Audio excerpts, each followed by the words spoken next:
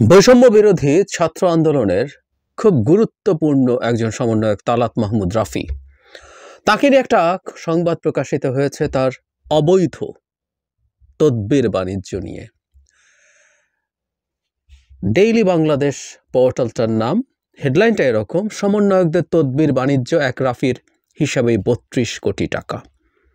চট্টগ্রামে রাফি কি কি করেছেন ওই সময়টাতে, মুভমেন্টের সময়টাতে, তার সাহসিকতার বর্ণনা দিয়ে শুরু, কিন্তু পরবর্তীতে অনেকগুলো ঘটনা সামনে নিয়ে আসা হয়েছে।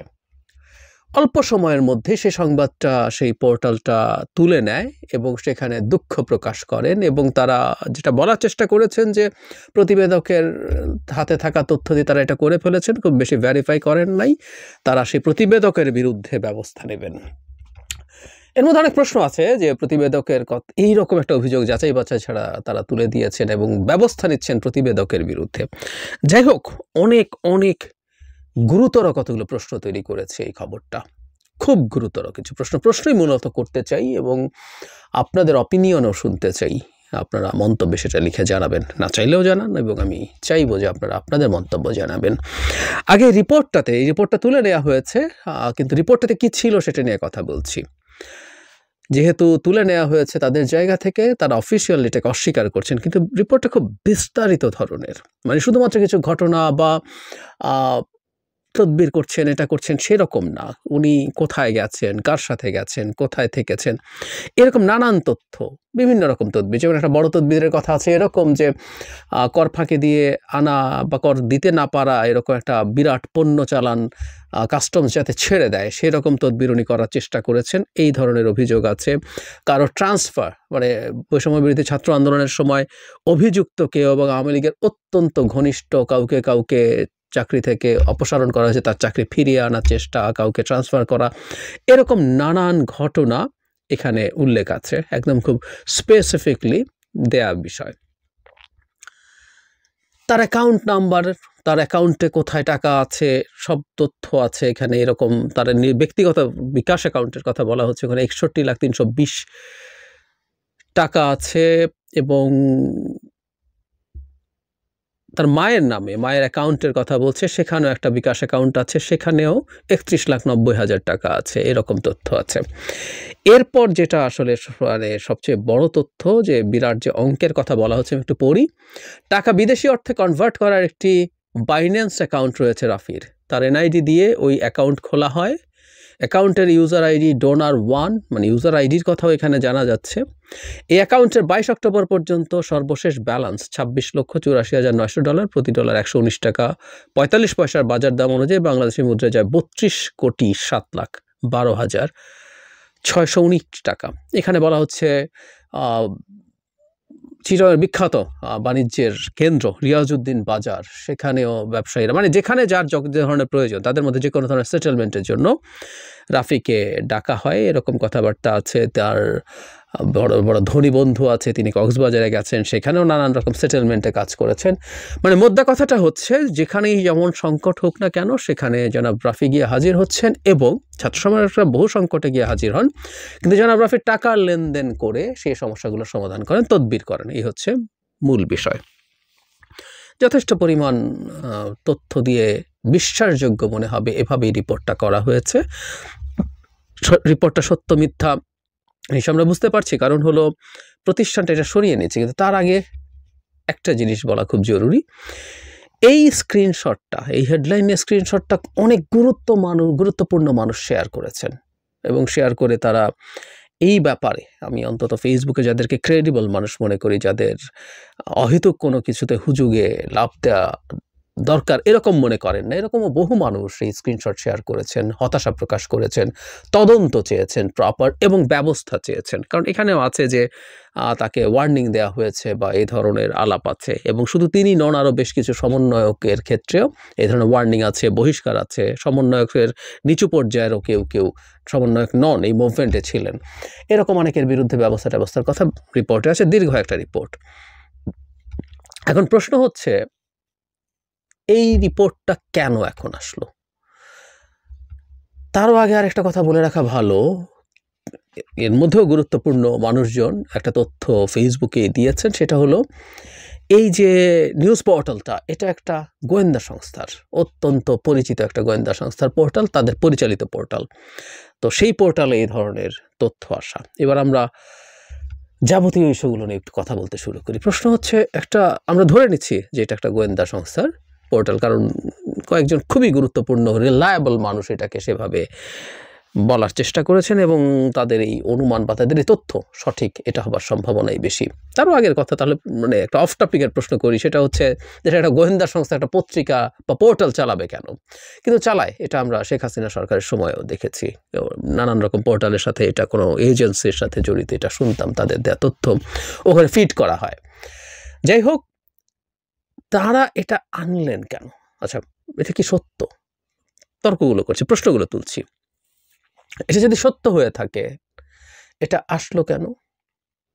রাষ্ট্রীয় একটা গোয়েন্দা সংস্থা, একজন ছাত্র সমন্বয়ক, যিনি এখন বৈষম্য বিরোধী ছাত্র আন্দোলনের কেন্দ্রীয় সহ সমন্বয়ক হয়েছেন, তো তা যদি হয়ে থাকে, তাহলে এখন কেন তার এই রকম অভিযোগ সামনে আনা হলো, প্রকাশিত করা হলো, এবং একটা গোয়েন্দা সংস্থা কেন চাইছে এই তথ্যগুলো স্প্রেড করুক? তারা কি ছাত্র সমন্বয়কদের উপরে কোনো কারণে নাখোশ, নাকি ব্যক্তিগতভাবে জনাব রাফির উপরে কোনো রকম কোনো সমস্যা আছে? আর এটাকে প্রকাশ করার আগে তারা এই ব্যাপারে সরকার বা আর কোনো জায়গায় কোনো ব্যবস্থা কেন নিতে যায়নি? তাকে পাবলিকলি এনে ডেমোনাইজ করার চেষ্টা করা হয়েছে, এটা হতে পারে?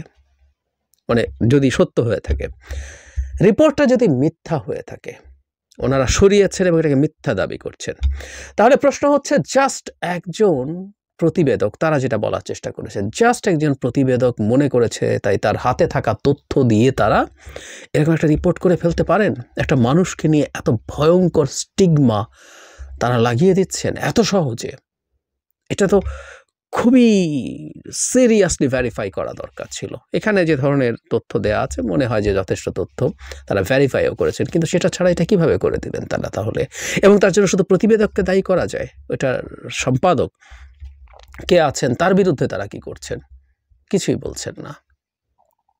এবং এর মাধ্যমে আরেকটা জিনিস প্রমাণিত হলো, এদেশের গোয়েন্দা সংস্থাগুলো রাজনীতির মাঠে আগে যেমন ভূমিকা রাখার চেষ্টা করত, প্রভাব রাখার চেষ্টা করত, প্রভাবিত করার চেষ্টা করত, ঠিক একই চেষ্টা আবারও হচ্ছে।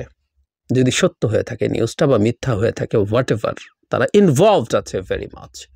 এই প্রশ্নটা আসে, যেটা নিয়ে আমরা সিরিয়াসলি সমালোচনা করেছিলাম সেই সময়টাতে। সবচেয়ে গুরুত্বপূর্ণ প্রশ্ন আমার কাছে অবশ্য অন্যটা, এই রিপোর্টটার আগে সেটা দিয়ে শেষ করব, সেই আলোচনা দিয়ে। আচ্ছা, আমাদের অনেকে এটাকে শেয়ার করলাম, আমি জানি না আপনারা যারা এই নিউজটা আপনাদের সামনে এসছে, আপনাদের কাছে কি শুরুতে মনে হয়েছিল যে এই রিপোর্টটা পুরো মিথ্যে এবং এটা একসময় মিথ্যা স্বীকার করে পোর্টালটা সরিয়ে নেবে? এই প্রশ্নটা একটু জবাব দেবেন। আমার কাছে প্রশ্নটা হচ্ছে, আমি অনেককে এটাকে শেয়ার করতে দেখেছি, সবাই যে ঢালাওভাবে রাফিকে দায়ী, দোষী, অপরাধী এটা বলছেন তা না, কিন্তু উড়িয়ে দিচ্ছেন না। আমি আবারও বলছি যে পোর্টালটার নাম আমি আগে শুনিনি, অনেকেই হয়তো শোনেননি, কিন্তু তারপরও এই পোর্টালটার স্ক্রিনশট তুলে তারা সরকারের কাছে এটা তদন্ত চাইছেন এবং তিনি যদি দায়ী প্রমাণিত হন তার বিচার চাইছেন। তার মানে প্রাথমিকভাবে অন্তত মানুষের মধ্যে এই পারসেপশন তৈরি হয়েছে এই সংবাদটা সঠিক হতে পারে। এখানেই খুবই আশঙ্কার জায়গা। মানুষ মনে করতে শুরু করেছেন আমাদের জুলাই আগস্টের গণ অভ্যুত্থানের নায়করা এই ধরনের ভয়ঙ্কর অভিযোগ এবং অন্যায়ের সাথে জড়িয়ে যেতে পারেন, তাদের বিরুদ্ধে এরকম অভিযোগ আসতে পারে, এটা মানুষ প্রাথমিকভাবে বিশ্বাস করতে শুরু করেছেন। তদন্ত চাওয়া এবং বিচার চাওয়া মানে তাই। এবং কেউ, যেহেতু এটা খুব একটা এস্টাবলিশড পোর্টাল না, অখ্যাত পোর্টাল, বলে দিতে পারতেন তুড়ি মেরে যে এসব অখ্যাত পোর্টালের নিউজের কোনো ভ্যালু নাই, এটা মিথ্যা প্রোপাগ্যান্ডা। কিন্তু না, আমি আবারও বলছি, আমি এমন কিছু মানুষকে এটা শেয়ার করতে দেখেছি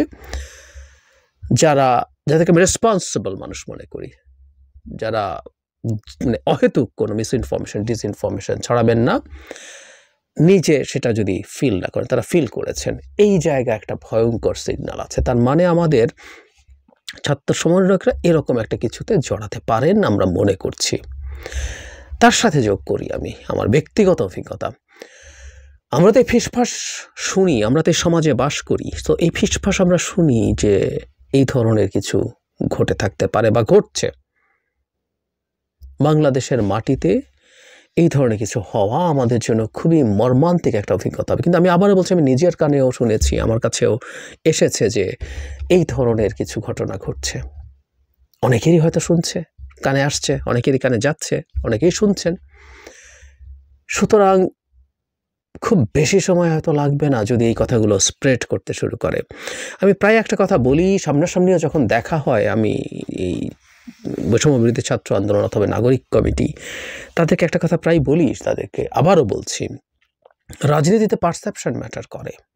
বাস্তবতা কি সেটা যেমন গুরুত্ব আছে, মানুষ কি মনে করে সেটারও গুরুত্ব আছে। সুতরাং এই ঘটনায় এটাও একটা গুরুতর প্রশ্ন হিসেবে আমাদের সামনে হাজির হচ্ছে। মানুষ বিশ্বাস করতে শুরু করলো যে আমাদের ছাত্র সমন্বয়করাও এভাবে বিপথে যেতে পারেন।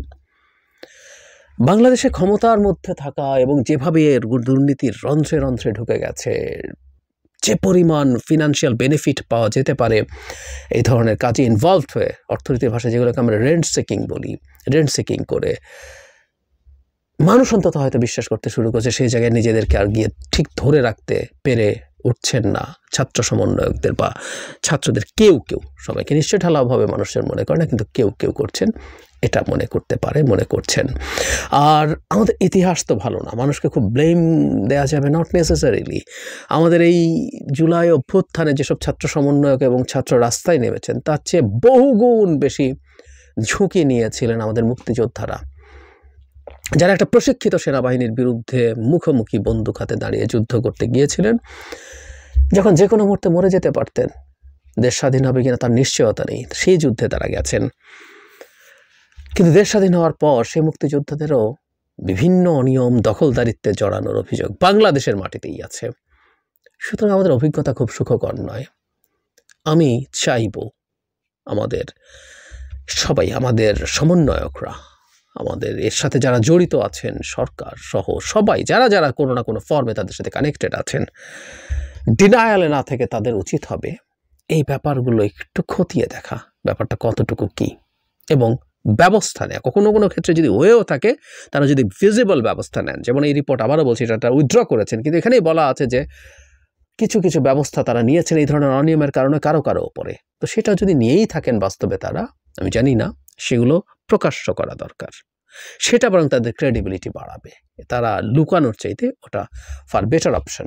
আর শুরুতে যেটা বলেছি, আপনাদের অনেকগুলো প্রশ্ন করেছি, সেই প্রশ্নগুলো সম্পর্কে আপনাদের মতামত আমি নিশ্চয়ই, আমি সব মতামত পড়ি, আপনাদের সব মন্তব্য পড়ি, আমি সেটা আপনাদের কাছ থেকে এক্সপেক্ট করছি।